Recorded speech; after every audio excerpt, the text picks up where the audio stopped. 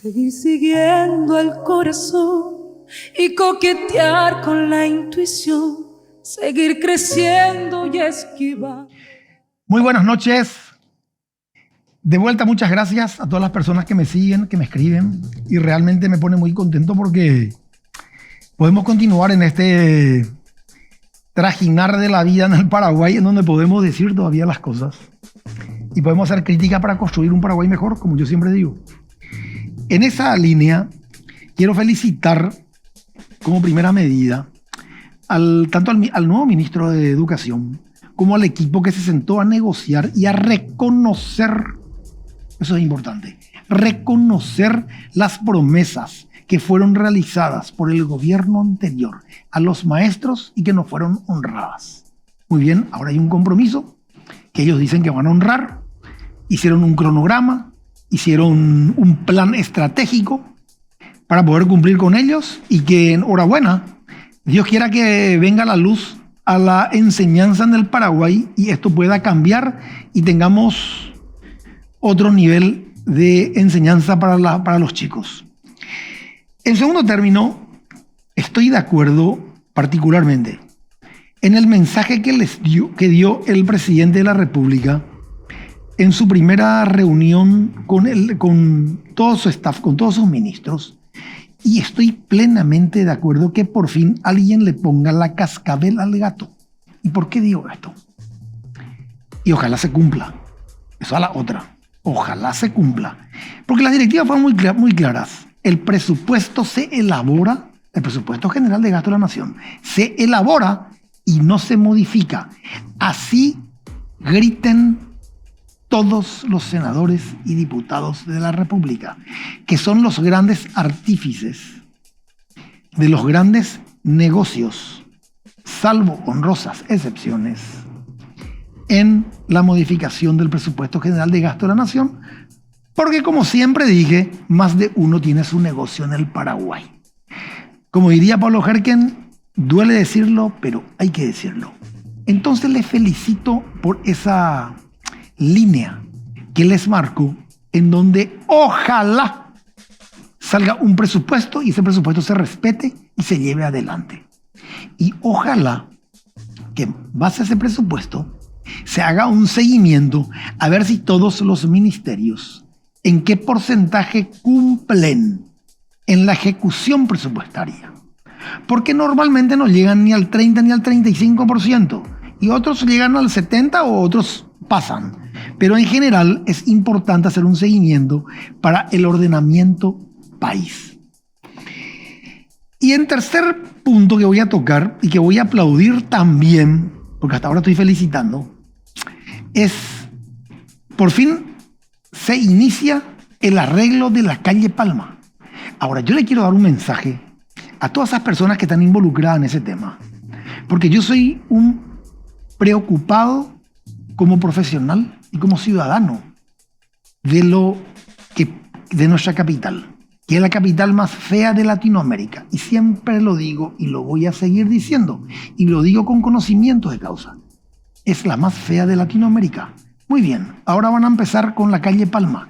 Me gustaría que esta comisión entregue un plan estratégico, sostenible, en los próximos 5 años de inversión que se vaya a hacer en el casco histórico de la ciudad de Asunción, para que toda la ciudadanía sepamos y podamos ser contralores de la gestión de los que vayan a realizar esos trabajos. Bueno, un poco yo creo que tenemos que caminar por ahí y como siempre digo, vamos a seguir siendo contralores de la gestión pública, porque es lo único que nos va a ayudar a que esto mejore.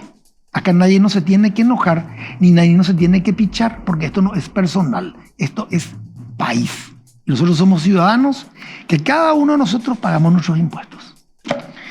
Bueno, hoy está conmigo Camilo Suárez. Hola, Camilo. Hola, Gustavo, gracias por la invitación. Durísimo eso de que es la capital más fea de América Latina. Vos sabés que, bueno, tampoco conozco todas las capitales de América Latina, unas cuantas sí, pero en realidad es muy doloroso eso. Pero en serio, Asunción es probablemente la ciudad con peor calidad de vida, de desarrollo urbano, y vimos un deterioro progresivo y sostenible en el tiempo Sí. de la ciudad de Asunción. Asunción perdió, no es que perdió el centro histórico, perdió una centralidad como una ciudad que pueda agrupar, que pueda proyectar. Hoy Asunción crece de cualquier manera, en una lógica absolutamente frankensteiniana. La gente que vive en la ciudad se siente hostilizada por la ciudad, tiene que defenderse de la ciudad. Realmente es penoso porque tenemos otras ciudades en Paraguay, como la ciudad de Encarnación, por ejemplo. Donde, la mejor planificada.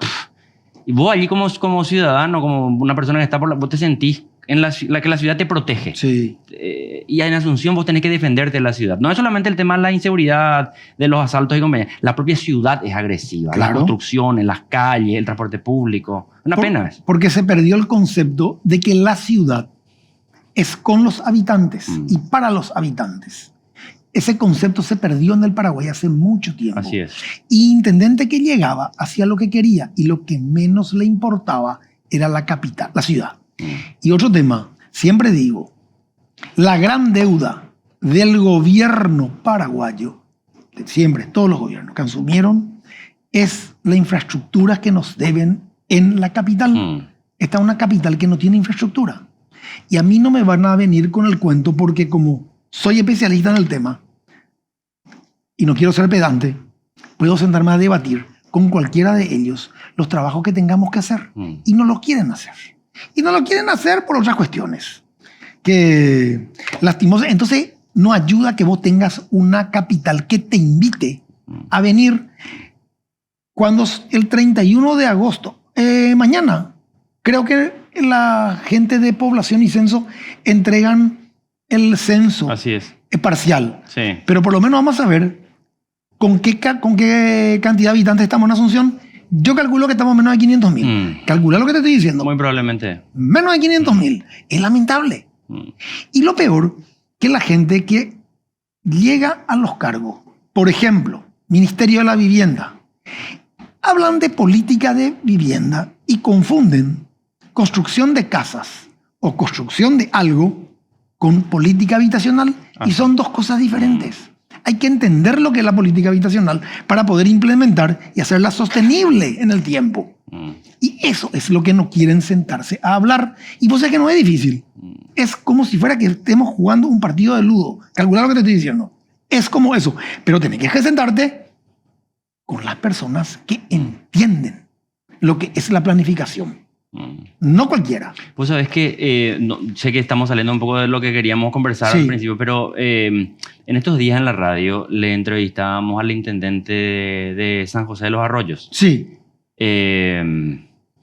Y ellos tienen un problema, porque con la construcción esta de la ampliación de la ruta, la que se le dio al consorcio, esta de 8A, SACIR y compañía, que va de Pacarayá hasta Pastoreo, cruza la ampliación por allí y San José, que es una ciudad histórica y compañía, fue literalmente cortada en dos pedazos con el ensanchamiento de la ruta. Se dividió ahora. Se separa, se separan dos núcleos poblacionales. Sí. Entonces, pusieron la divisoria esta de cemento en medio de la ruta, que le pusieron el nombre de los pobladores de New Jersey, por accidentes y compañía, y nos estaban contando la cantidad de accidentes y muertes que ya hubo en esa ruta desde enero hasta ahora.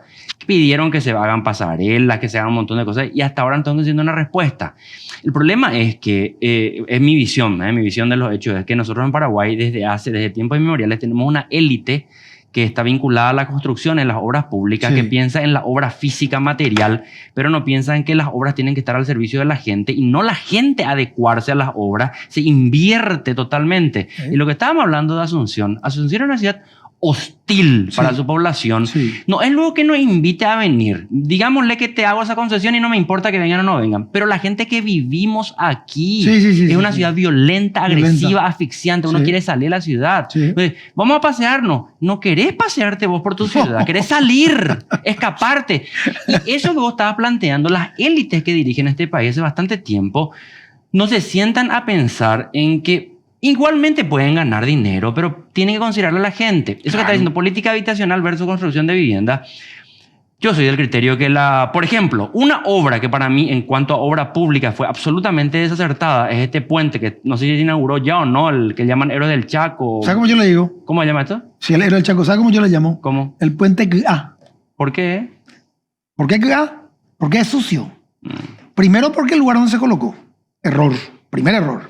Segundo, es una licitación que yo la estudié profundamente y es ajuste alzado. El ajuste alzado no te permite un reajuste de obra. ¿Qué hicieron ellos? Inventaron una carta y un pedido de la Armada para levantar una altura para poder justificar el aumento. Y no termina ahí. ¿Crees que te cuente más? Hicieron 2 viaductos. El puente es de costa a costa. Ellos hicieron 2 viaductos de 1,5 kilómetros sobre un humedal donde le impacta ambientalmente a la parte del Chaco. Y del lado de Asunción, un viaducto de 800 metros. Y si vos venís del centro y me decís, ¿cómo me subo a este puente? Yo te puedo asegurar que vas a pensar 10 veces. ¿Cómo haces? Porque te tenés que ir hasta la rotonda, que es ya hacia el primer presidente, pegar la vuelta para venir. O sea, tiene un problema de diseño. El puente es lindo. El puente te puede servir. Pero se equivocaron en el lugar. Primero, nos metieron la mano en el bolsillo, porque el día que se investigue, Dios me libre y me guarde, lo que van a descubrir. Y hasta ahora yo no escuché, por lo menos ni de la propia ministra, que iba a decir que voy a investigar un poco el tema. Pero mira, te voy a decir más. Incluso te digo, yo desde mi perspectiva ciudadana, campo profesional, te digo, de la sociología, hay toda una reflexión ya hace bastante tiempo de gente vinculada al urbanismo que te plantea que la tendencia es a densificar demográficamente las ciudades, o sea, concentrar mayor cantidad de población, de tal manera incluso a poder, primero, hacer más accesibles los servicios públicos, salud, educación, seguridad y compañía, abaratar los costos a la sociedad y al Estado, porque cuando vos tenés poblaciones tan distantes, vos necesitas 2 comisarías, 2 hospitales, 2 todo. Mayor infraestructura. Sin embargo, cuando vos tenés densificada la población, aparte de abaratar todos los costos, generás una dinámica de construcción de sociabilidad de la gente se integra mucho más. E incluso, Gustavo, vos recordarás aquella primera jornada que se hicieron allá por el 2011, cuando fue el bicentenario de la independencia paraguaya, donde se llenó el centro histórico. Y te acordás vos que una cuestión que sorprendía a todo era no había una sola denuncia de asalto, de violencia, porque está recontra comprobado que cuando la gente ocupa las calles, realiza actividades, incluso los niveles de violencia disminuyen. Pero cuando vos tenés ciudades despobladas, oscuras, con servicios distantes, hasta la violencia... O sea, lo que te digo es, ¿por qué pico las élites paraguayas no, por lo menos no respiran hondo y dicen, acá convive gente, voy a tratar de ganar mi plata, pero vamos a considerarlo un poco a la gente? Es brutal la forma en que se hace y cada vez lo que vos estás apuntando, el tema de la ciudad y el plan estratégico de Palma, discúlpame que te diga. Así es. Discúlpame que te diga. Yo veo eso como uno de los tantos blefs de cada inicio de gobierno. ¿Cuántas veces digo, no, reconversión, socio, mostrame cuál es, hacia dónde apuntás. Por eso mostrame tu perspectiva. Yo no te pido que te hagas que abran todas las obras en 5 años, pero mostrame hacia dónde vamos. Por eso hablé de un plan sostenible de modificación y de crecimiento y de arreglo del casco histórico completo para saber de qué estamos hablando. Porque si no, un apéndice nomás. Así es. Un apéndice. Pero, ¿sabes qué es lo más grave? En base a lo que está diciendo es por qué la gente que se mete y hace las obras. ¿Vos escuchaste que los gremios de la construcción se hayan levantado? No, y hayan... Bueno, hermano. Entonces, es lo que yo digo, ¿dónde comienza la verdad y termina la mentira? O sea, es una sociedad hipócrita, en donde todos nos miramos el ombligo para ganar plata. Y nos importa un pito lo que pase más allá de mis narices. Y es más, te voy a decir una cuestión más.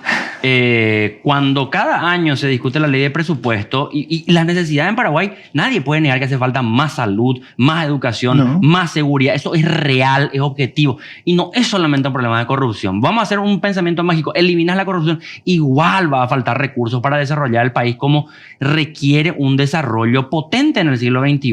Entonces se dice, bueno, tenemos que aumentar los impuestos. Estos mismos sectores empresariales, que son los que se benefician de contratos públicos para hacer obras que son absolutamente disfuncionales para la sociedad. Dicen, no queremos más aumento de impuestos en vez de que se haga esto. Ok, si no querés más aumento de impuestos, Entonces no vaya más a ser cómplice de hacer obras que son absolutamente injustificadas e injustificables y no le sirven a nadie más que a los burócratas de turno en las instituciones públicas y a esta casta empresarial que te habla en las conferencias del libre mercado, Sí. pero que no es capaz de vivir sin contrato con el Estado. A mí lo que más me preocupa, ¿sabes qué es? Que como tenemos una baja carga impositiva, y que todos lo sabemos, que es la más baja de Latinoamérica, estoy contento. Pero entonces tengo que cambiar el modelo de gestión. Ah, O sea, me tengo que ir hacia el sector privado y tengo que ver qué voy a concesionar, o voy a hacer una APP, o qué voy a hacer, qué modelo voy a traer. Pero no puedo seguir aumentando la deuda del Estado. O sea, ¿cuál es la ecuación mágica que vamos a llevar adelante? A mí eso me gustaría sentarme a hablar. no, es que no está eso. Ahora estaba hablando el ministro de Economía, estaba anunciando que van a buscar dos créditos, uno un crédito directo y otro sería emisión de bonos por más o menos 1.000 millones de Bueno, pero dólares. eso fue el mono que dejó el Bueno, gobierno. pero lo que te digo, espera, vamos a pensar un poco la continuidad del Estado paraguayo Sí. más allá de los gobiernos. 1.000 millones de dólares, que estamos hablando de aproximadamente un 2,5% del Producto Interno Bruto, entre 2 y 2,5%. Es muchísimo, Sí. es más que lo que el déficit fiscal permitía la ley cuando era el 1,5% el tope. Dice, porque tenemos las deudas que como nunca antes. Ok, vamos a suponer que las deudas sean reales y que no son deudas fabricadas. Vamos a suponer eso, Sí. Para no meter el tema de la corrupción y compañía otra vez como variable que te explica todo. Dentro de esos 1.000 millones de dólares hay que revisar un poco en qué gastó el Estado paraguayo. Y Obvio. probablemente gran parte de los gastos eran gastos que si vos tenías un proyecto de desarrollo histórico no eran necesarios. Por ejemplo, gran parte de los medicamentos por los cuales se les debe a las farmacéuticas son medicamentos que tienen que ver con una educación desastrosa de las últimas generaciones, Sí. que se perdió la forma de alimentarse, se Sí. perdió la educación física, se perdió un montón de cosas que no cuestan plata, Sí. pero que te van a costar Sí. plata después Sí. cuando vos te enfermas todo porque tu Estado no te, a través del Ministerio de Educación, a través de la instrucción pública, no te dio las herramientas como habitante, como ciudadano, Pero- para ser sano. Y para mí hay un tema fundamental. Yo estuve en el IPS como director de infraestructura y conozco de memoria la institución. Más de lo que te puedo imaginar, por más que yo me dedicaba a hacer obras. Porque me metí de lleno. O sea, Benigno me metió hasta acá en todo lo que es la gestión. Entonces aprendí muchísimo. Y yo siempre decía de que mientras no exista un sistema de control para saber lo que entra de medicamentos y lo que sale de medicamentos y lo que los médicos recetan, eso no va a funcionar. No hay trazabilidad. Así es. Muy bien. Entonces, todos los meses es compra por 650.000 millones, compra por 700.000 millones, compra para la parte oncológica, compra para esto, compra para lo otro, y vos no sabés qué tener en el parque sanitario. Es una vergüenza. Lo mismo pasa en el Ministerio de Salud. Por eso, justamente yo tenía una pregunta para hacerte. ¿Qué opinas de esta idea de centralizar el tema de la salud? Vos sabés que, mira, lo primero que hay que plantear es que esta discusión con respecto al tema de la integración de un sistema de salud único no es una idea que surgió en este gobierno. E incluso es una reflexión que viene siendo ya bastante trabajada por gremios médicos, gente vinculada a la salud pública. O sea, no es algo que surgió de las esferas oficiales y que quieren imponerse. ¿Por qué te digo esto? Porque ahora casi por un ejercicio de oposición simplemente algunos, no, quieren hacer esto, quieren hacer lo otro y compañía. Esperen. Lo primero es que para mí el criterio es siempre el mismo. Cuando vos tenés muchos subsistemas, vos estás duplicando, triplicando, quintuplicando la burocracia. La burocracia te insume recursos que son escasos. Segunda cuestión, cuando son microservicios, nunca tenés la posibilidad de tener una buena calidad, porque la calidad siempre se da cuando vos escalás en la producción, en la atención, en la inversión, etcétera. Sí. Pero cuando vos tenés puchito, es todo mal en todas partes. No podés ni siquiera tener un sector de élite. ¿No? ¿Cómo hacer? Y hay que sentarse a discutir, pero para mí es absolutamente insostenible e injustificable en términos éticos y de política pública tener un sistema de salud que tiene varios subsistemas, que es el Ministerio de Salud Pública con su centro de salud y compañía, el Hospital de Clínica que depende de la Universidad Nacional, el Sistema de Salud de la Policía Nacional, de las Fuerzas Armadas, el IPS, las gobernaciones, clínicas municipales. Es un disparate, es un disparate. Y en nombre de la llamada descentralización, lo único que se hizo fue crear las condiciones materiales para que los caudillos de zona puedan tener su acumulación en dinero, en clientela y en prebenda. Sí, señor. Y la gente se muere. Sí. Y no es... Mira, yo le digo, yo no soy una persona que vengo de ninguna religión. Entonces, me siento muy tranquilo haciéndole esa crítica de interpelación al pueblo paraguayo cuando dicen yo soy cristiano y la Virgencita que acupé, todas esas cuestiones. Pero después cuando hablas de que el IPS con el Ministerio de Salud, no me toquen a mí mi seguro. Ey, socio, ¿y tu cristianismo dónde está? O sea, que se muera tu prójimo porque no puede pagar un seguro. No, pero no nos alcanza luego a nosotros. Esa es otra discusión. Claro. Pero la integración de un sistema de salud es una necesidad para un país como Paraguay. Ya no somos el Paraguay de la década de los 60, 70, 80, con un 70% de población rural. Así Hoy mismo. la gente vive en las ciudades y la necesidad de un servicio de salud eficiente, descentralizado, es algo acuciante. Y vos no podés plantear que, bueno, barrio Roberto Lepetí, republicano, bañado, es muy poblado. Entonces allí necesitamos la construcción de un hospital de IPS. Pero socio, No. a 5 cuadras está el centro de salud, tal cosa. No, pero ese es el Ministerio de Salud. No. Y la Municipalidad de Asunción te va a poner allí su clínica. Sí, no tiene nada que ver. Es una locura. Una locura.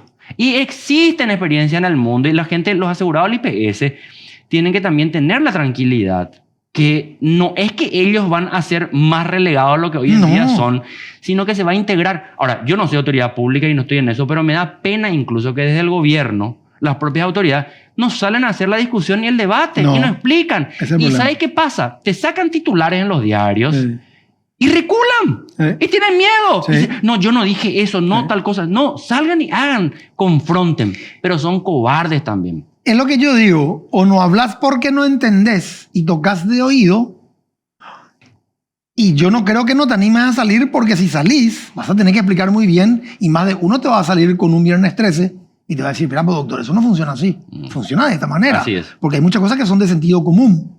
Entonces, un poco, yo por eso te digo, yo también coincido con que tenemos que llegar al sistema único de salud, ordenar esto, bajar los costos, porque el país ya no da más, no aguanta más, así como estás diciendo. Categórico.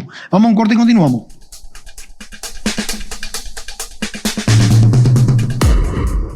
Seguir siguiendo el corazón y coquetear con seguir siguiendo el corazón y coquetear con la intuición, seguir creciendo. Peleaban entre Codas Thompson y no sé cuál era la otra empresa, pero Y todos estaban ahí. sí, Era un... se mataban, sí. Sí. ¿Cómo ves el gobierno en estos primeros 15 días? ¿Qué opinión tenés? ¿Querés que te diga ya al aire o...? ¿Sí? Estamos al aire. Mentira. ¿Qué? ¿Cómo no me vas a decir que estamos al aire? Nosotros estamos hablando acá en privado. No, pero... A ver, vamos a ponernos serios entonces. Mira, yo creo que para tener una lectura con relación a la evaluación del gobierno no es necesario hacer ese corte tan directo entre 15 días, no nada más, sino que hacer una continuidad ya desde cuando presentan su proyecto político, ganan las internas, ganan las elecciones, hacia dónde van, y hay señales ya que uno puede evaluar. Lo primero es que le veo a Santiago Peña con una impronta de una fuerza política que se sustenta en dos cuestiones. Primero, que ganó las elecciones sin discusiones mayores. El tema del fraude y compañía fue una pelea para mí muy de instalación por parte de un sector político, el sector de Paraguayo Cubas, para tratar de construir fuerza, legitimidad. Le resultó muy bien a Paraguayo Cubas, pese a otra discusión. Pero Santiago Peña se beneficia de dos factores básicamente en el plano político para tener esa fuerza. Primero, que en el Partido Colorado no existe nadie que esté enfrente y que pueda liderar una oposición interna al día de hoy. Nadie. Está totalmente disperso. Lo que antiguamente era llamada Fuerza Republicana, por ejemplo, en el Senado desapareció. Sí. Desapareció, son varias islotes. En la Cámara de Diputados es una instalación medio ficticia, pero nadie está diciendo, este es el dirigente colorado que va a capitalizar una confrontación con Peña. Y en el lado de la oposición, el Partido Liberal está en una crisis que desde la caída de Stroessner hasta nuestros días no sufrió una crisis tan profunda. Hay que remontarse a la época de Stroessner, cuando el Partido Liberal se divide para encontrar una situación como la que está viendo el Partido Liberal, que es, a pesar de todos los problemas, el partido más importante de la oposición paraguaya. Entonces Peña, al no tener un partido de la oposición que esté haciéndole una especie de contrapoder, y en el Partido Colorado no tener ninguna oposición. Él en términos políticos en este momento tiene una hegemonía muy clara y una tranquilidad muy clara. Ahora bien, como Santiago Peña no es un líder político que haya construido base, estructura, organización, sino que él viene con una estructura prestada, si se puede utilizar la figura, él tiene... No, es parte de un movimiento. Sí, es parte de un movimiento, pero te digo, un presidente de la República, pues generalmente todos los presidentes de la República que vinieron tenían de Sí, su alguna manera movimiento. sus dirigentes. Sí, su movimiento. Peña no tiene ni un solo diputado, ningún solo senador. No. No hay ningún peñista hasta ahora, Sí. cosa que yo creo que va a cambiar y van a empezar a ver peñistas más que cartistas y se va a generar una relación allí que hay que ver cómo evoluciona entre Cartes y Santiago Peña. Por de pronto te digo, Santiago Peña tiene que apoyarse en la fuerza orgánica de Honor Colorado y por eso es que uno ve designaciones en los ministerios y compañía que uno dice, ¿por qué esta persona, Santiago Peña, teniendo esta formación, esta trayectoria, por qué le pone? Bueno, porque el Estado no es una empresa privada y el Estado funciona en base a la fuerza política. Nos guste o no nos guste, así es. Y esa es la esencia de la democracia. O si no, no sería ni siquiera una democracia. Sería una especie de plutocracia donde directamente nombras a tu... ¿Qué es lo que se le criticaba a Cartes? Ponía sugerentes y al no haber interlocución política como que se despega incluso la realidad social. Bueno, pero por otro lado... En su discurso de Asunción, Santiago Peña da un discurso para mí en general que recorre lugares comunes. No da definiciones muy importantes. Una de las pocas definiciones que dio fue con relación al tema de la creación de puestos de trabajo. Y dice, vamos a crear 500.000 puestos de trabajo de calidad. Bueno, yo creo que eso es algo que sí podemos poner nosotros allí para poder hacer una evaluación con el correr de los años. Yo no quiero ser tan precipitado de decir... no lo va a cumplir o sí va a cumplir, claro. Porque incluso te muestran que podrían llegar a crear 100.000 puestos de trabajo en Paraguay por diferentes tipos de emprendimientos que se dan, pero el problema es que él colocaba un elemento, decía trabajo de calidad, y cuando dices trabajo de calidad estás hablando de formalizar la fuerza de trabajo. Así mismo. Y si hay un problema estructural y arrastrado en Paraguay, tiene que ver con el trabajo no formal. 8 de cada 10 trabajadores y trabajadoras, esas son de estadísticas oficiales, Sí. trabajan en el mercado informal. Informal, para entendernos, es no tienen seguridad social, no aportan a un fondo de jubilación y llegan a una edad determinada y lo único que les queda es que sus hijos o sus hijas le sigan queriendo para que le pongan las piecitas al fondo y cuidarle hasta que muera. Esa es la realidad de gran parte de la población paraguaya. Crear 500.000 puestos de trabajo y formalizar eso implica que vas a tener que tener más gente cotizando en la seguridad social de las que tenés incluso ahora. Obviamente. Entonces, eso es un desafío muy importante. Después, Santiago Peña también tiene algunos problemas que en estos primeros días, digamos, fueron los problemas más ruidosos, que tienen que ver con la agenda internacional, que probablemente a la gente común y corriente, la mayoría, ni fu ni fa, ni le interese, ni sabe, ni escucha, porque son otros los problemas. Pero son situaciones que crean las condiciones de gobernabilidad o no.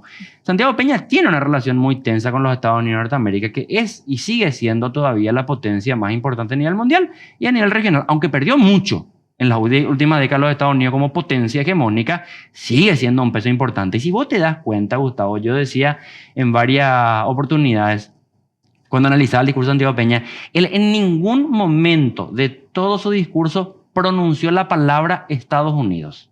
No pronunció, pero sí hizo referencia explícita con nombre y apellido a Taiwán, Ucrania, etcétera, etcétera. Que uno, tratando de interpretar, dice, bueno, ¿y por qué no dijo nada de Estados Unidos? Que Estados Unidos, vos para hablar bien o mal, sí o sí tenés que hacer alguna referencia cuando haces un abordaje del plano internacional, porque él habla de dos elementos que geopolíticamente para Estados Unidos son de interés. Mantener relaciones con China, Taiwán y posicionarse en el conflicto ruso-ucraniano a favor de Ucrania. Entonces Santiago Peña dice, mira, yo no puedo decir nada con respecto a vos, Estados Unidos, porque mi base política tiene sangre en los ojos por lo que nos hiciste, pero tampoco voy a pelearme contigo porque yo quiero recomponer la relación. Una muestra de que quiero y tengo buena voluntad es, está bien, voy a hablar bien de aquellos pollitos que vos tenés en tu gallinero y que cuidas, Taiwán y Ucrania. Entonces allí le cuestionaron. Después se mete en el tema de la relación con los países de la región, que yo te digo, a mi lectura al día de hoy es, me parece que nosotros muy rápidamente compramos nomás peleas de barra brava, de curepiten, vos, argentino mentiroso, más. A mí no me interesa que sean mentirosos o no, pero las relaciones internacionales no se manejan así. Me dijo Gustavo en la reunión, espera, socio, si vos vas a tomar una resolución tan dramática, como por ejemplo suspender el cobro del peaje por 60 días, cuando vos sabés que en la Argentina hay elecciones en 45 Sí. días, y cuando vos sabés que los argentinos le cobran peaje al Brasil, al Uruguay y a Bolivia, primero, ¿en serio que vos creés que te van a suspender sin firmarte nada? Y a todos los otros países del Mercosur no le van a suspender. Brasil se le da encima y le dice, che, socio, hey, ¿qué pasa con nosotros? En la Argentina le van a decir a Massa, vos sos candidato a presidente y le estás regalando nuestros recursos a los paraguayos. Vos estás loco. Allí yo creo que hubo una aceleración ansiosa por dar buenas noticias, que yo no sé por qué Santiago Peña se apura tanto. Como te decía al principio, él no tiene oposición en este momento. Él no tiene que apurarse por meter goles de media cancha. Sí. Él manteniendo la pelota en circulación, por lo menos los próximos 90 días, él no tiene problema. No. Y es mucho mejor ir despacito, haciendo algunos anuncios. Hizo un anuncio ahora con respecto al tema de Tecoporán. Dice Tecoporán Barete, aumentamos esto. Bien, llega a un sector enorme de la población paraguaya. Concentrarse en esas cosas, en vez de comprar grandes peleas, me parece que sería mejor, pero entiendo que, te repito, hay una ansiedad, no sé por qué, de poder decir, estamos metiendo grandes goles. Sí. Y veo también eso en sus secretarios de Estado. Que cada uno viene con un programa tambor batiente rápido, y yo soy de la idea, porque también trabajo y también estuve en el Estado, que las cosas las tenés que hacer, es cierto, en el menor tiempo posible, pero sobre bases bien sólidas.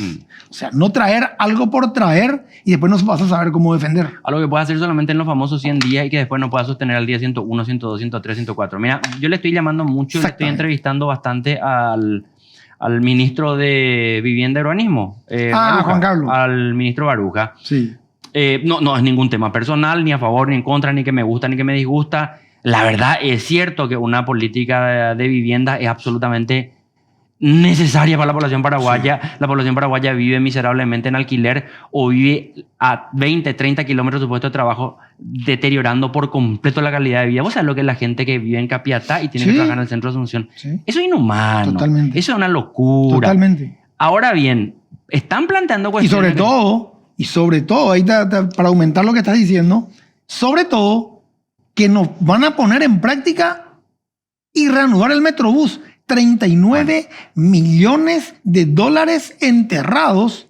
39 millones de dólares enterrados en la avenida Eusebio Ayala. O sea, espera un poco. A mí no me gusta.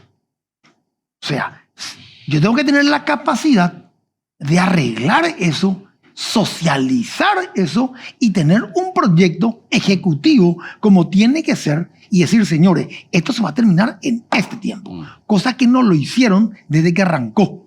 Ahí estuvo el error. Y que no se quiere dar a conocer. Y llegó el gobierno, que se fue, y como le odiaba a dijeron, cancelen eso, maten eso. Y hoy nos está demandando la empresa y le va a ganar al Estado paraguayo. Mira, vos sabés que allí es donde yo suelo decir el peligro de la lógica maniquea de buscar quién es el bueno y quién es el malo, quién tiene razón y quién está equivocado, quién miente y quién dice la verdad, es que te meten en una trampa de no ver que la realidad puede ser bastante más compleja que simplemente el bueno y el malo de la película. Con respecto al tema del Metrobús, lastimosamente se criminalizó tanto el tema del Metrobús al punto que incluso algunos que enarbolaban el tema del Metrobús se callaron, tienen vergüenza, no salen a decir absolutamente nada y dejaron que aquellos que se oponían a eso por intereses que ni siquiera lo confesaron hayan ganado la batalla mediática, comunicacional, etc. ¿Y por qué se manejó mal, te digo? Por eso es lo que te decía, que no hay buenos y malos aquí. El problema del proyecto del Metrobús pudo haberse hecho mal, sí. Pudo haber habido corrupción, pudo haber habido corrupción. Todo eso puede ser cierto. Ahora, eso no significa que para países como Paraguay, con una población demográficamente escasa, a pesar del disparate que dicen, no, Paraguay tiene superpoblación, por favor. Paraguay es un país despoblado. Totalmente. Nosotros, ojalá llegue el... No vamos a tener, pero Paraguay debería tener 40, 50 millones de habitantes si queremos ser un país con un grado de desarrollo importante. Pero categórico. Nosotros somos un país, somos casi una aldea. Una aldea somos. Disculpame, pero es lamentable eso. Yo siempre digo, este es un país emergente. Emergente. Es que mira, Uruguay, que construyó un Estado social de derecho importante y compañía, en este momento está crujiendo por todas partes porque Sí. no aumenta su población, porque Sí. está muy envejecida, Sí. porque no pueden mantener más su seguridad social, porque no tienen más aportantes, etc. En Paraguay, el problema del transporte público, yendo a esa cuestión Sí, justamente, es un problema tan acuciante que salen otra vez con los disparates. Vamos a meter un subte. Vamos a meter No. Ey, socio, el subte y compañía a mí me encanta. Sí, pero Pero hay que tener no- población. Tenés que tener densidad demográfica, Totalmente, mucha si gente no está viviendo y tenés que muerto. tener, porque eso hay que pagar. Claro. Y eso cuesta muy caro. Sí. Y los metrobuses, que son proyectos que están implementando en varios países, En toda Latinoamérica funciona. Yo te digo porque yo me tomo la molestia, porque estoy en el Consejo de la Federación Latinoamericana de la Construcción y tengo 2 reuniones al año en diferentes capitales del mundo, o sea, de Latinoamérica, y asisto. Entonces veo cómo funcionan las cosas. pero ¿a vos te parece que alguien se va a animar a decir otra vez, che, tenemos que hacer un metrobús? Yo no le veo a esta ministra de Obras Públicas con el coraje y la valentía de decir, señores, vamos a hacer el metrobús sobre Artigas, vamos a hacer en tal parte, no sé, vamos a corregir Bueno, los errores pero- que se cometieron y vamos a hacer. Bueno, pero atendeme. Y si no hacen eso, no hay Solución. forma de solucionar el problema del transporte. No van a y bueno, solucionar. allí vamos a entrar al tema. Sí. Y decían, desde el principio del gobierno, y yendo al tema de Baruja y el ministerio, Sí. decían, el objetivo de este gobierno es dotar de 500.000 soluciones habitacionales. 500.000, 100.000 por año. ¿Cuánto están haciendo? 10.000, 12.000. No, pero vamos a incluir también el crédito para la compra. A ver, crédito para la compra significa que eso vos haces una proyección y estás hablando de que tenés que invertir más o menos el 4 o 5% del Producto Interno Bruto por año para poder comprar. ¿De dónde vas a sacar esa plata?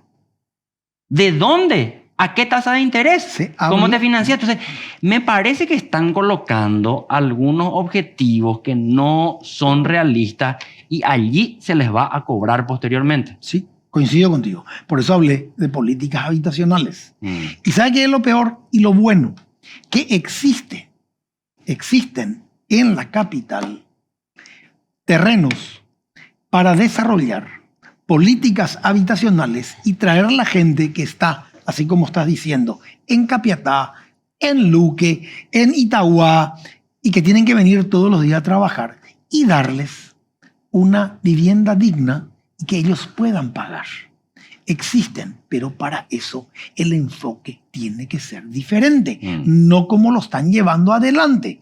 Y el proyecto, y te voy a decir, voy a hablar en favor de algo que se lo dije al intendente de la ciudad de Asunción, que por cierto, tengo más penas que glorias con él.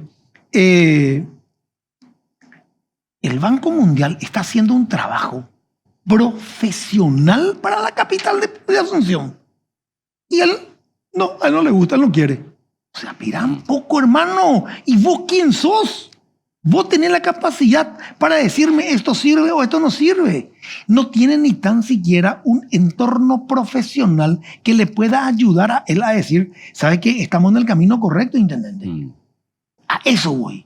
O sea, vamos a rodearnos de gente capaz, que nos ayude. Y todo vamos a construir el Paraguay. Por eso que yo siempre hago críticas, pero no personales. O sea, críticas de cómo, así como está diciendo vos. Y el tema del Metrobús es un tema que esta ministra va a tener que sacar, quiera o no quiera. Y si no saca, entonces quiere decir que no tiene la capacidad suficiente para poder llevar adelante. Porque si vos me preguntas a mí, decimos una cosa, arquitecto, ¿vos crees que puedes sacar eso? Sí. En menos de que cante un gallo, calcula lo que te estoy contando, en menos de que cante un gallo, te saco, te ordeno, termino el proyecto ejecutivo, socializo con todas las personas que están a lo largo de esa vía porque le voy a perjudicar en su negocio, pero que me van a hacer de contralor en la gestión de la construcción. ¿Pero qué voy a hacer? Un proyecto ejecutivo en donde la empresa va a conocer hasta el último tornillo para que no se equivoque. No como que salió, que no se sabía que había ahí. Así es, tenían que ir descubriendo mientras hacían. Pero tiene que ver mucho con la visión de la burocracia que ocupan los puestos de élite en el Estado paraguayo. Claro. Entran con una visión de tener que hacer tengo que hacer y hacen así las apuradas. Totalmente. Cuestiones, mira, transporte público, vivienda, lo que hablábamos del tema del sistema de salud, no son retóricas electorales, sino que son problemas sustanciales. Y mira, cuando una sociedad va urbanizándose como la sociedad paraguaya. En los últimos 30 años, yo suelo contar eso, uno ve lo que vos estabas mencionando, el tema de estadísticas y censos, para hacer simplemente proporciones, dibujar a grandes rasgos. Cuando cae Stroessner, 7 de cada 10 habitantes de la República del Paraguay vivían en zonas rurales, no en el interior del país, rurales. Rurales no es Coronel Oviedo y su círculo urbano. Estamos hablando de la gente que vivía en el campo, cuya actividad principal era la actividad agrícola, pecuaria, etcétera, alejada de otra familia, otras casas, lejos vivía. Bueno, 7 de cada 10 vivían en el campo. Casi era el mismo Paraguay de la época de la colonia. Bueno, hoy, 30 años después, se invirtió por completo. Vamos a ver qué números nos dan en estos días, pero Sí. mi estimación es que va a ser menos de 3 habitantes por cada 10 que viven en zonas rurales. Yo Estamos también. hablando de 2,5, yo calculo que va a Sí. ser la proporción. Sí. ¿Eso qué implica, arquitecto? Mucha gente se niega a tratar de escuchar por lo menos lo que hacen la reflexión académica, profesional. Este es un fenómeno que se viene estudiando hace mucho tiempo. Cuando una sociedad se urbanizan, sino sociedades no industrializadas como la paraguaya, Sí. sucede lo siguiente. En 30 años, ¡boom!, se vuelcan cientos de miles de personas a ciudades que no solamente no tienen infraestructura física, sino que no tienen infraestructura social. O sea, no hay atención sanitaria, no hay seguridad capaz de poder mantener y contener, pero fundamentalmente algo, es gente que viene con una cultura y modus vivendi totalmente diferente a las ciudades. Entonces, ¿qué haces vos con gente que hasta hace 2 años atrás estaba en su chacra, quebró su unidad productiva porque ya no es más competitiva Sí. con la soja, con lo otro, viene aquí con la platita de haber mal vendido su tierra, tiene sus 10, 15 millones, se le acaba la plata y claro, va a ser vendedor ambulante, prostitución, total. delitos, no se puede absorber esa fuerza de trabajo en Sí. algún tipo de industria, aunque sea básica, y te explota el país. Sí. Y si vos no entendés que ese proceso de urbanización tenés que acompañar con que el Estado esté un paso adelante diciendo, en los próximos 10 años me van a ir 300.000 personas aquí a Roque Alonso, Claro. y necesito ya proyectar grandes vías para hacer transporte público. Le van a decir, che, pero vos estás haciendo algo demasiado grande que no hay gente. Espera 10 años. Se va a llenar esto. Claro. Adelantarte al movimiento Pero demográfico. vos sabés lo que yo siempre cuento, que en el Paraguay, no en Asunción, en el Paraguay no existe, a excepción de la ciudad de Hernandarias y Encarnación, ciudades que tengan planificación urbana. Yo me pregunto qué hacen los gobernadores con la plata que reciben, porque no cuesta contratar un urbanista y hacer una planificación de crecimiento de tu ciudad ordenada. Ahí tenés el despelote de Caguazú. Eso es un despelote, Sí. yo te lo digo. Una ruta que le parte en dos. Sí, sí. La ciudad de Caguazú. Bueno, el departamento entero, pero la ciudad de Caguazú, creo que en este momento fácilmente vos podés encontrar 3 microciudades que están confederadas Sí. a partir de tener un intendente único, pero hasta ya tienen hábitos diferentes. Sí. Pero es una locura esto que te cruce una... Yo le decía al intendente de San José en estos días, mira, yo no sé cómo ustedes mantienen la paz y la tranquilidad, porque si viniera cualquier empresa y enfrente a mi casa me construyeron una ruta que hace que mi mamá que vivía al otro lado ya no le puedo más ver, yo me voy y me cierro la ruta, algo. Pero es una locura esto. Es que modificaban el proyecto. Y cuando entran los gobernadores a meter la mano por cuestiones políticas y el presidente de turno le permite, es lo que Bueno, sucede. pero lo que- allí te voy a decir una cuestión, Gustavo. Yo creo que Santiago Peña ya dilapidó uno de los grandes movimientos que podría haber hecho para decir vamos a tener un gobierno que va a dejar un legado al Paraguay. Yo creo que el gobierno de Santiago Peña, por más buena voluntad que tenga, va a entrar en las crisis cíclicas de la política paraguaya de aquí a 2 años, 2 años y medio. Mira, a mí no me cabe la menor duda, porque el problema no es personal, no es de voluntad, es un problema estructural de la sociedad paraguaya.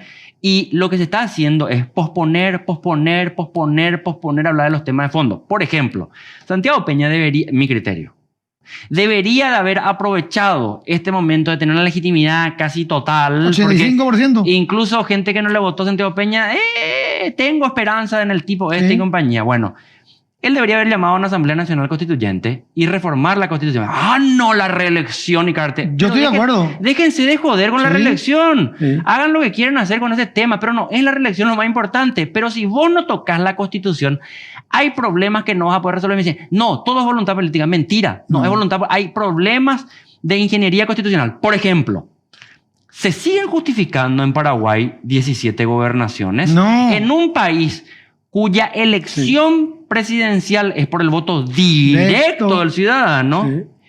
y donde se establece que los gobernadores son representantes del Poder Ejecutivo, pero al contrario son electos por voto directo. Sí. Eso no es así, eso es una federación, no una república unitaria. Eso por un lado. Por otro lado, se sigue justificando esta arquitectura constitucional en la que se le da al municipio algunas responsabilidades que no puede No. el manejo de la gestión de las aguas. No. ¿Cómo diablo vos le pedís a una ciudad No. como Upané? Solucioname estos problemas que se te inunda todo. Yo no tengo presupuesto No ni tiene para pagar posibilidad. no tengo.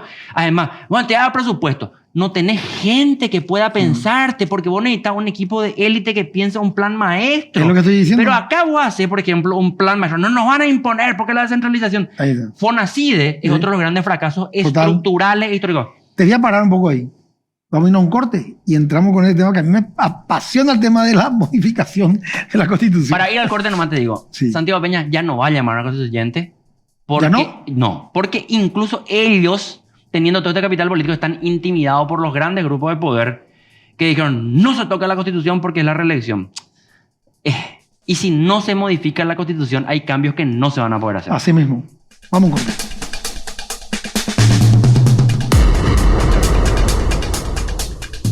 Seguir siguiendo el corazón y coquetear con la... Seguir siguiendo el corazón y coquetear con la intuición. Entonces vos decís que no vamos a tener constituyente. No. No hay ninguna señal. Santiago Peña va a llegar a sus 100 días de gobierno. Ya van a haber algunos problemas y se va a ir construyendo sobre los problemas que vayan dejando la propia gestión de gobierno, las narrativas, las estrategias para poder construir algún tipo de espacio de oposición. Penosamente te digo, porque independientemente a quién sea el que gane, es necesario tocar algunas cuestiones. Estamos hablando en la pausa. A ver, las gobernaciones. Se crearon estas figuras, las gobernaciones, después de la salida de un régimen de 35 Sí. años, porque decían, la hiperconcentración de poder nos condujo a una dictadura militar como la que tuvimos en compañía. Sí y no, porque también la centralización del poder permite acometer grandes reformas que todas las sociedades necesitan. Yo no creo que el problema haya sido concentración de poder. Y me van a decir, ¿qué? Vos estás loco. Es que la llamada desconcentración de poder en realidad es la creación de muchos micropoderes caudillistas. Sí. Porque, ¿para qué sirven las gobernaciones? Para nada. Pero incluso constitucionalmente, mira, vos no podés darle responsabilidad de salud pública a una gobernación. No entienden ni de luego. educación. Pues no entienden. Pero vamos a Camilo. suponer, voy a ser abogado del diablo, vamos a suponer que sea un tipo que entiende muchísimo. Pero entonces me va a tener gestión. Con el presupuesto de la gobernación, vos no podés atender la salud pública porque además vos estás compitiendo al sistema de salud Sí, pero pública. no es su problema luego. Pero bueno, te digo, todos tienen secretaría de salud, todos tienen secretaría de educación. ¿Para qué sirve? Vamos al caso del Fonacide.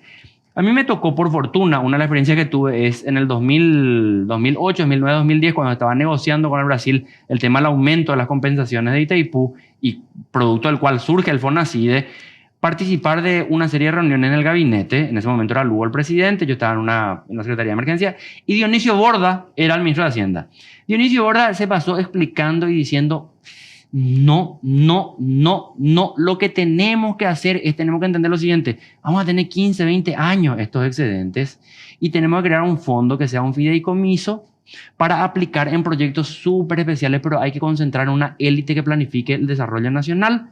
No se puede darle a municipios y gobernaciones porque allí eso va a servir para clientela, para Claro. corrupción. No, porque la descentralización, el intendente sabe las necesidades de su pueblo. Mentira. Eso es una farsa. No es cierto que el intendente sepa las necesidades de su pueblo. Mira, voy a ser muy elitista con lo que digo. Desde la academia muchos profesionales, sin irse a ese pueblo, pueden saber mucho más las necesidades de ese pueblo que el propio intendente. Sí. Porque los problemas de la educación pública, Coincido. de la salud pública, del saneamiento, no es descentralizado. No. El problema de tener una empresa como la ESAP, que apenas está cruzando el 50% de la población nada más, te muestra que No existe. la descentralización no es la solución. Las aguateras, la Junta de Saneamiento y compañía, felicidades a la gente que se autogestionó y luchó muchísimo, pero es injusto. Claro. Y además es ineficiente. Sí. Y es caro. Sí. Y en términos de salud pública, esa agua no es de la mejor calidad. Tampoco. Entonces, hay que reformar la Constitución porque hay leyes que no se pueden hacer nomás porque colisionan. ¿Cómo vos haces para decirle a toda la mancha urbana acá en torno a Asunción que vos te vas a Villa Halle y Villa Halle Eso es un barrio de desastre, Asunción? no crece. Bueno, ¿cómo vos le decís, señores, intendente, muchachos? Bueno, el tema de la gestión de las aguas, superiores, inferiores, externas, todo eso, este es el plan maestro. A vos te toca esto, así es. No, porque vos estás cruzando calle última, ya es mi jurisdicción, ya es mi autonomía municipal y compañía. Pero ahora que me estás tocando ese tema, ¿sabes qué me preocupa? Yo le entrevisté acá al nuevo presidente de la INAC, que es mi amigo, porque lo conozco de la infancia, ¿verdad? Y le dije, ¿ustedes quieren hacer el aeropuerto nuevo? Sí. ¿En base a qué? No es porque tenemos un terreno después del puente, donde hay tenemos una propiedad de 500 hectáreas. ¿Y quién dijo que ahí tiene que estar el aeropuerto? Pregunto. No, porque viste... No viste nada. O sea, ¿dónde está el ministro de Planificación que viene a decirme, tengo que poner acá por estos motivos? Así es. O sea, ya otra vez vamos a hacer las cosas al revés. Y otra vez me vienen con el tema de que van a traer un proyecto. Mirando un poco. ¿Por qué tenés que hacer vos el aeropuerto? ¿Por qué no privatizás y vos cobrás, hermano? Y que te ingrese la plata y te olvidás del problema. Esas son las cosas que yo no puedo creer que otra vez volvamos a caer. Es que el problema es que, ¿cómo decirte? Se satanizó tanto el tema de la planificación. Eso es cosa de la dictadura, eso es cosa de comunista. Pero por favor, sociedades que se desarrollaron... y no estoy hablando yo allá, 500 años, ahora, son sociedades que pudieron planificar el desarrollo. ¿Y cómo creció Europa? O sea, estos no cruzan el charco, estos no salen de acá, de la aldea. Por eso no tienen idea. O sea, algunos tienen. Por eso es que me llama la atención cómo personas que estudiaron afuera y entienden cómo es la cosa, vengan a cometer el mismo error acá. Por las urgencias cotidianas de tener que estar de acuerdo con tener el apoyo del otro, aquí y allá. Yo decía en estos días, con la polémica el tema del convenio de cooperación con la Unión Europea y compañía, hay principios generales con los que yo estoy de acuerdo en las críticas que se hacen. Hay otras cuestiones que son disparateras que se utilizaban solamente para una cuestión electoralera. Pero hay una cuestión básica que cuando le escuchaba a Santiago Peña, cuando hablaba en su discurso de Asunción y decía... no vamos a permitir ideas enlatadas que vienen del exterior. Y decía, qué paradójico, ¿eh? Santiago Peña, que es hijo de esa élite que tuvo la fortuna de poder haber estudiado en el exterior, está rechazando eso. Y ojo, yo no estoy de acuerdo con que nos vengan con ideas enlatadas, hagan esto. Claro. Pero uno no puede desconocer que Paraguay, por su historia, por lo que sea, tiene sus limitaciones. Y que le engrandece al Paraguay tener hijos de su tierra formándose en Nueva York, obviamente, en París, en Tokio, en Buenos Aires, en Moscú o donde sea. Y están trayendo de China a Taiwán. En la universidad hay gente que está... ¿Por qué esa relación tan violenta y tan aldeana que tenemos nosotros con cuestiones que pueden generar una sinergia de desarrollo en Paraguay? Lo mismo, tren de cercanía. Bueno, el tren he visto en estos días que estaban diciendo que vamos a sacar, que esto... Bueno, yo estoy escuchando el tema del tren de cercanía con mucha fuerza. Ya en el gobierno de Lugo surgía como una posibilidad. Sí. En el gobierno de Cartes esto vamos a sacar en los próximos 2 años. Bueno, terminó el gobierno de Lugo, el gobierno de Cartes, el gobierno de Mario Abdo y ahora estamos entrando nuevamente. No sé si van a sacar o no van a sacar. Yo no creo. Te juro que no sé. No entiendo cuál es. Aparte tengo una duda con el nuevo... que no estoy nada en contra de ese señor que le nombraron ahora presidente, pero él siempre manejó desde el Ministerio de Hacienda el tema de inversiones. ¿Cuántas APP en el Paraguay? me parece que había un proyecto más, aparte de la ruta, esta es la ampliación Pero de la entonces, ruta, pero quiere decir que algo no está funcionando. pero además, bueno, allí vamos a entrar quiero decir una cuestión con respecto al tema de la experiencia de la APP, de la concesión esta, la ruta al consorcio este de SACIR 8A y compañía. Mira, yo estoy totalmente contrario a ese modelo, porque ¿qué es lo que nosotros vimos ahora? Bueno, el Estado paraguayo le da la concesión a este consorcio de empresas. APP fue, no, APP. no fue concesión. Concesión está temporal. No, ya sé. Le digo, concesión estoy utilizando normal término. Le digo, ¿cómo ustedes tienen ganado en la APP? Ustedes van a hacer este proyecto. Ok.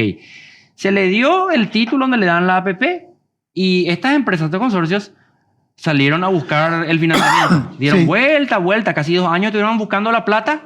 Ya se venció todo el plazo, se les prorrogó y compañía. Consiguieron financiamiento internacional. No pusieron un centavo a estas empresas. Cierto. Después, Estoy de acuerdo contigo. se les da el préstamo y ¿qué hace el Ministerio de la República? Antes que salgan a barrer el costado de la ruta, le dicen, bueno, ustedes ya pueden administrar el peaje. Ellos están administrando el peaje desde antes de hacer una sola obra. Gustavo, esperarán un poco. Porque, díganme a mí zurdito y todo lo que quieran, pero yo los empresarios que conozco son empresarios que tienen que invertir. Pero por eso critico el modelo de APP y por qué no funciona la APP en el Paraguay.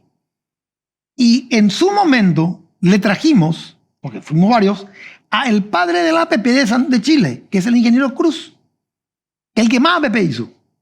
Y el problema de la APP en el Paraguay es el reglamento de la APP, que tiene que pasar por el Senado, que tiene que pasar por aquí y por allá, y está mal encarado. Hay que modificar eso. Bueno, un poco por ahí, pero yo soy un convencido de que tenemos que empezar a mirar desde el punto de vista del sector privado para que invierta en el Paraguay y que el papá Estado se empiece a achicar, porque no podemos seguir. Puede ser que sí, puede ser que no. Yo creo que el Estado tiene que cortar grasa en muchas cuestiones, pero tiene que desarrollar músculo en otras cuestiones. Ah, bueno, claro. Probablemente hasta parezca contradictorio, pero para achicar el Estado hay que aumentar a veces en algunos sectores del Estado.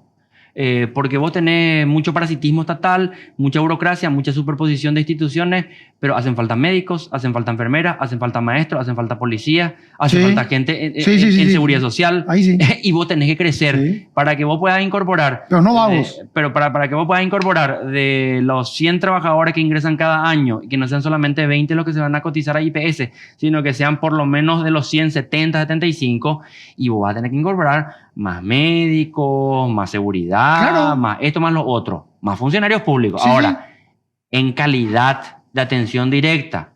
Pero si vos lo que me decís es, no, sí, pero vamos a hacer más gobernaciones, más tal cosa, esos recursos que podrían ser utilizados aquí, estás utilizando en otras cuestiones.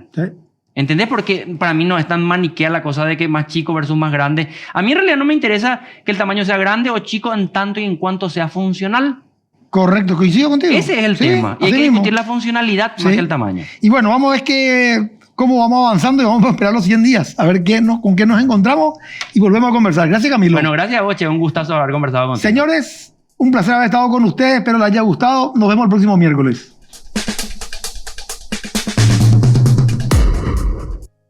Seguir siguiendo el corazón y coquetear.